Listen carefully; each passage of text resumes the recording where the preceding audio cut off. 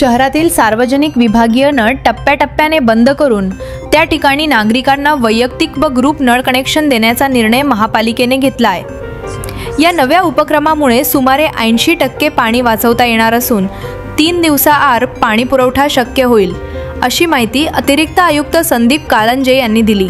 अतिरिक्त आयुक्त संदीप कारंजे यांच्या अध्यक्षतेखाली पाणी पुरवठा व्यवस्थापन व सुधारणा या विषयावर बैठक घेण्यात आली। यामध्ये विभागीय अधिकाऱ्यांना विविध सूचना देण्यात आल्या।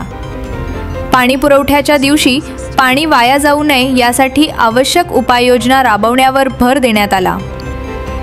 दर 3 दिवसांनी नियोजित पाणी पुरवठा सुरळीत पार पाडण्यासाठी संयुक्त बैठक घेऊन सविस्तर चर्चा करण्यात आली।